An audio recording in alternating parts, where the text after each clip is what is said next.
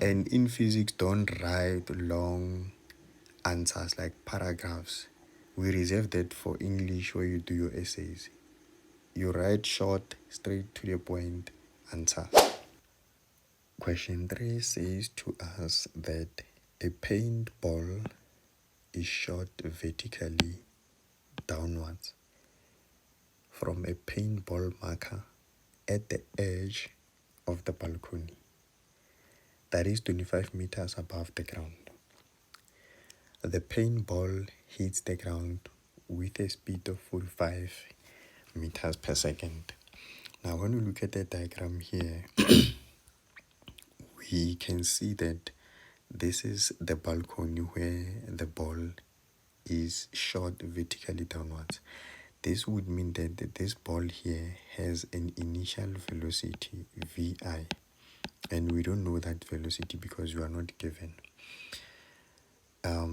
It does not have a zero velocity because it is short, it is not dropped. And we can see that they say at the bottom, it then has a velocity, or it hits the ground with a velocity of 45, or the speed of 45 meters per second. But as a vector, I'm going to draw it as a velocity of 45 meters per second. Now this will be the final velocity because we have the initial velocity at the top. This is 45 meters per second. We have initial velocity here at the top. Now you will see that when the ball moves from this point to this point, it is actually having a displacement. This vector here that I'm drawing here is a displacement. So it is being displaced downwards like that. Now, because these variables that I'm drawing here are vectors, I'm going to choose my direction so that I say up is positive. So I'm saying that any vector that goes upwards like that is positive. This would mean that I'm actually now having here a negative 45 meters per second. And here we are going to have a displacement of negative 25 meters, because this ball is displaced from here and is going down. It's a vector that goes down, so it has to be negative. Remember, our vectors that go down are negative because the ones that are going up are positive. The other thing that we pick up from this question is that they say to us that air resistance is negligible and the paintball is in free fall. What that means is that the only force acting on this motion is that due to the force of gravity, and that means that it will accelerate with a constant acceleration of g, which is equals to 9.8 meters per second squared. Now, what we have done here is what we call problem interpretation. I for problem interpretation. This is part of our problem solving strategy, which we call the academic constitution.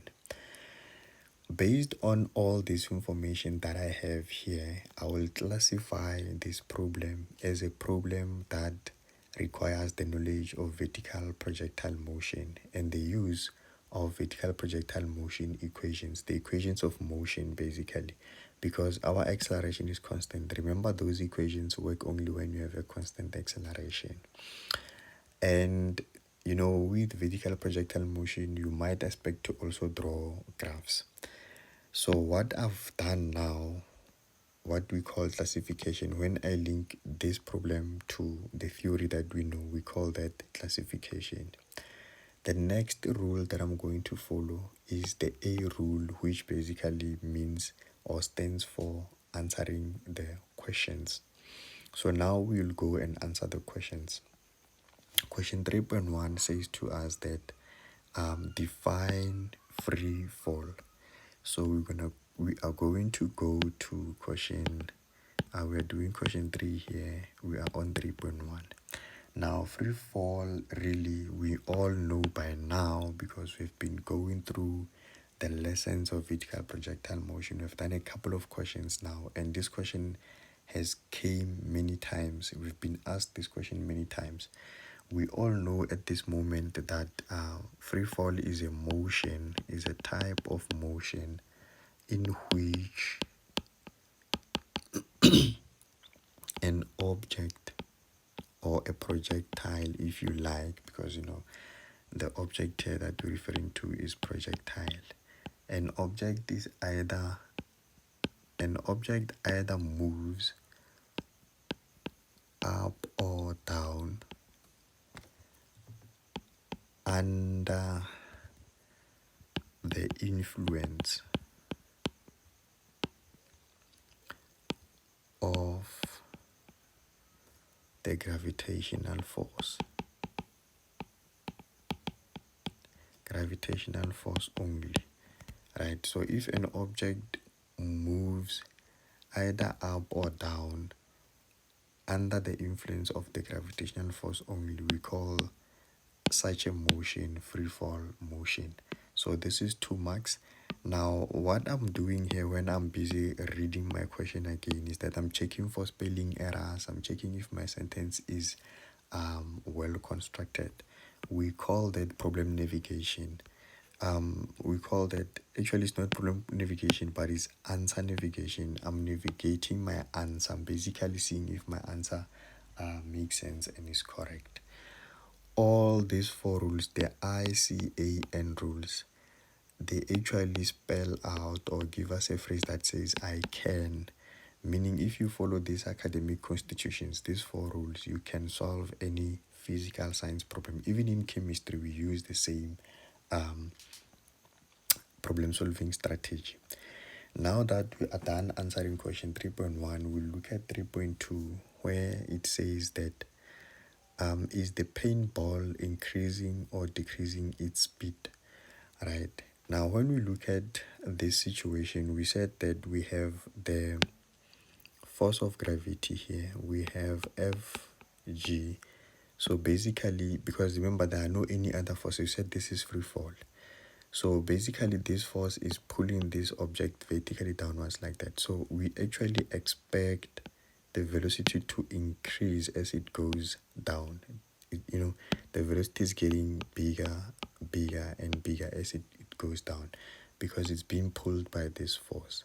And we know that from projectile, when we discuss projectile, that when projectile is going downwards, it's actually speeding up, and when it goes up, it's slowing down. So here our answer would be the paintball is really increasing. So our answer for 3.2, we will say increasing. And there's nothing much that I can navigate here really, so you'll get that 1 mark. There's nothing much that I can navigate here. I can just check if my spelling is correct, and that's that. Then we go to question 3.3. They say to us that what is the maximum height of the paintball above the balcony had it been shot vertically upwards? So what are we saying here? We are saying that if the paintball here above the balcony, if we are looking at it from here, so allow me to just draw this. If the paintball is here above the balcony and it was shot upward like that, let me write my vector properly. It was shot upward like that with a vector vi, right? So basically we're saying if this velocity was this velocity but it's going upwards now, right, what would be the maximum height?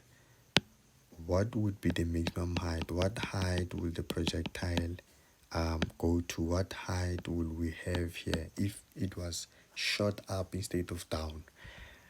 Right, what would be the height there? And we're looking at this height above the balcony, so we basically saying the balcony is the reference frame, so that's the height we're looking for.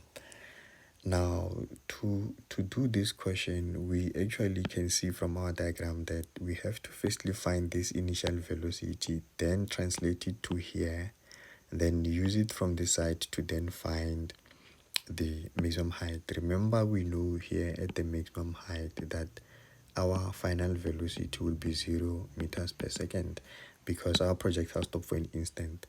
And we already have g, even on this motion we still experience g. Remember, g is constant, we still have g here. So we have 1, 2 quantities. We need the third quantity to be able to get the height, which is this velocity. So first we're going to find this, put it here, and then use this and that to then find the maximum height. Now, to do that, I'm going to firstly come to this side and say we are doing 3.3, and then we will say here that I'm going to use the equation that the final velocity squared is equals to the initial velocity squared times the acceleration times the displacement. Remember that my acceleration here is the acceleration due to gravity. In fact, let me write this as g because I'm saying a is equals to g here. So I'm going to replace this by g because, in this case, it's a special case where our a is g. Now, I'm using this equation because I have the final velocity here. I also have the g and the height, right? I have the g and I have the height. So that will give me this initial velocity. So when we substitute here, we know that our velocity will be negative 45 because it is going downwards. Remember, we said this would be negative 45 because it's going downwards, and we are looking for the initial velocity. And we have here the 2 times the negative 9.8 because it's also going downwards. And we're covering a displacement of negative 25. Now, from here, this question becomes very, very, very, very boring because really we are going to use our calculator. Now, at this stage, I am going to say that 2025 minus 490, and this actually gives me the 1535, and this side I'm having initial velocity squared. Now this would mean therefore our final velocity is going to be plus or minus the square root. So I'm taking square roots on both sides here, and remember, when you take a square root you put plus or minus. I don't want to write this to save time. I just want to punch it on the calculator to say I have 1535, and this gives me a value of 39.18 meters per second. Now we have two directions here. We have the positive and the negative direction. The negative direction would be this velocity here, right? Is the velocity when the ball is going downwards. But the positive direction would be when it is actually going up, is the one we are saying if it were to be projected with that velocity, how high, what is the maximum height that it will reach in there. So we are basically looking at this change in y. Now remember, up is positive, that's why I'm taking the positive one for that side. Now to find the maximum height, I'm going to use the very same formula to say the final velocity squared is equals to initial velocity squared plus 2 times the acceleration change in y. Now remember, in this case we're looking for this change in y, the maximum, the maximum height. Now in this equation, our final velocity is actually really 0 because it is the velocity here, and our initial velocity, we just calculated that to be 39.18 all squared. Remember, It is the positive one, is the one that goes up. And we have here 2 times negative 9.8. Remember, the acceleration doesn't change direction. It still goes downwards, even if the projectile is going up. And it is still going to be a negative because we chose down as negative. Then here we have the change in y max is the one that we're looking for. Now at this stage, this equation again becomes really, really, really, really boring, because we're just going to punch our number here in a calculator, so that we now have the 131, and actually this is like going back to where we started, because we took a square root there. We are now going backward. So I want to try to write this whole number, because it is not the final answer. Remember, for accuracy, for our answer to be accurate, so we are then going to have here 19.6. It's a negative 19.6 here. So you have to realize that this number, when I'm done squaring it, I'm going to take it to this side, so it's going to be a negative when it comes to side. And here I have the 2 times the 9.8, which is negative 19.6, and it is multiplying the change in y max. Now this would mean we're going to have our change in y max to be equal to, remember, we're dividing here by 19.6 and dividing here by 19.6. This cancels, then I have to deal with this on a calculator.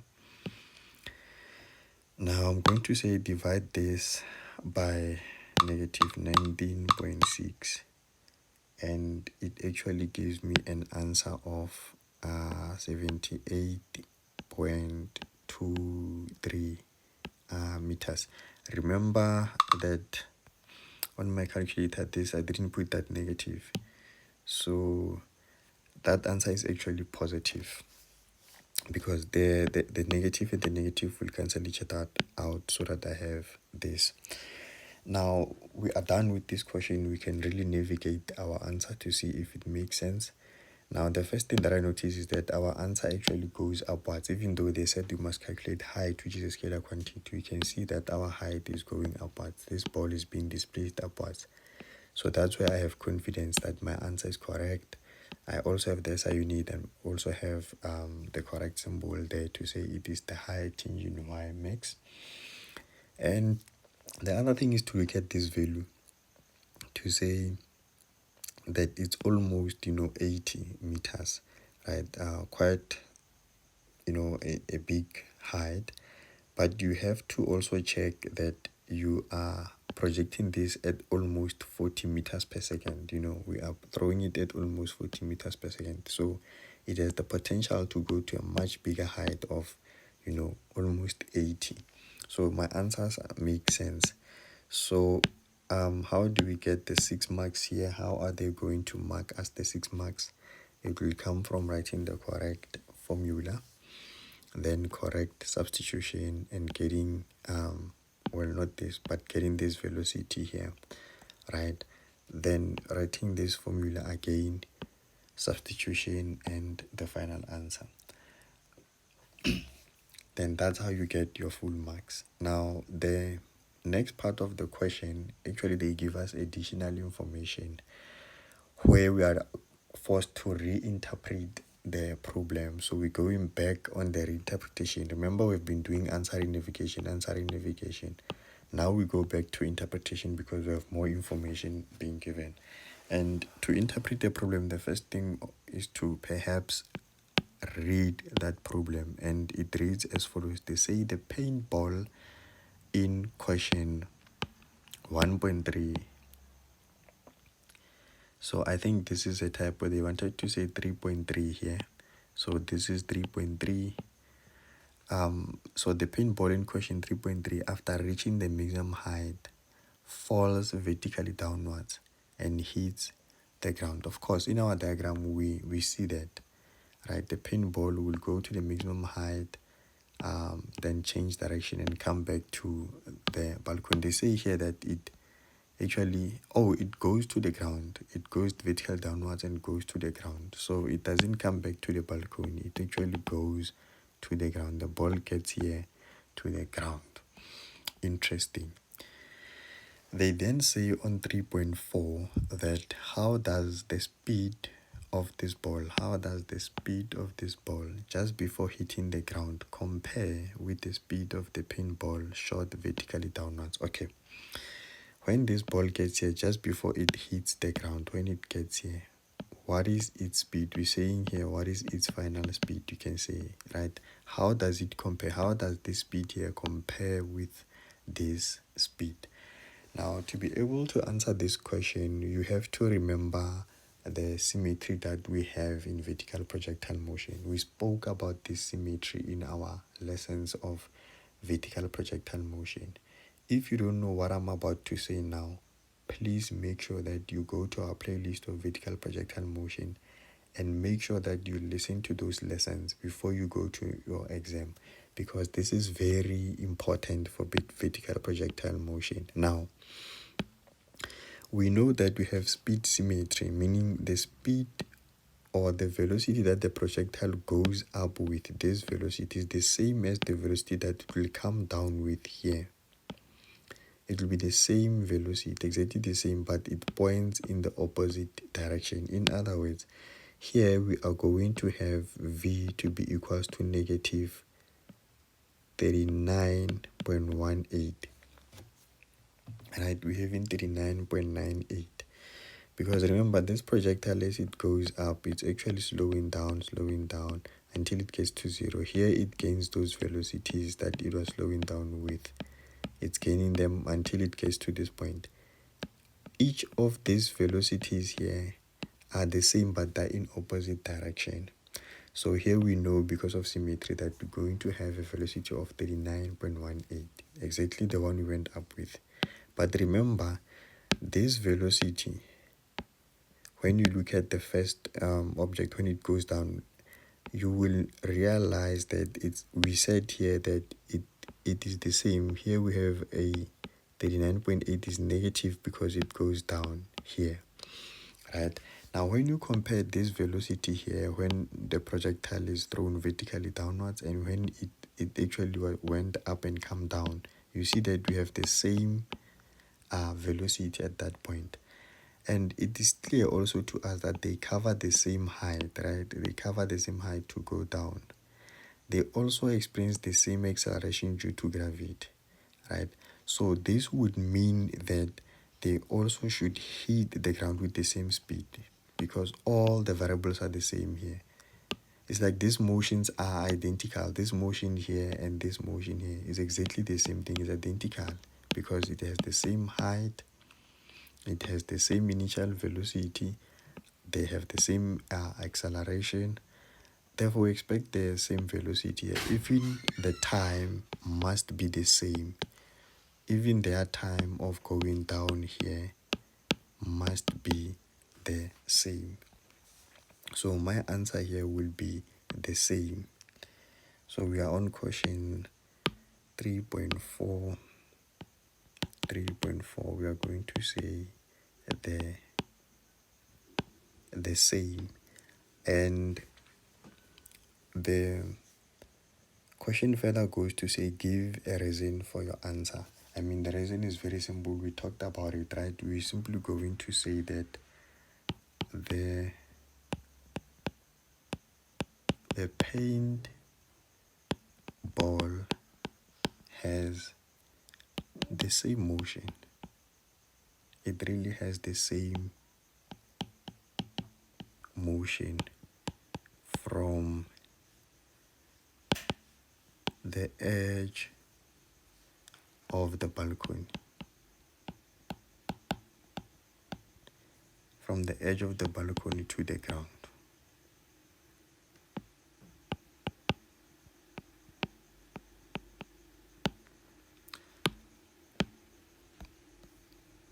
So from here to here, they have the same motion. That's why they will have the same velocity. Actually, everything is the same. The time, the height, and all those are the same. So this question will be marked out of 2 marks. The first one is choosing your option and giving your explanation. And really, always when you write your answers, you can navigate them and check if you didn't make any mistakes in terms of your spelling, how you construct your sentences. And in physics, don't write long answers like paragraphs. We reserve that for English where you do your essays. You write short, straight to the point answers.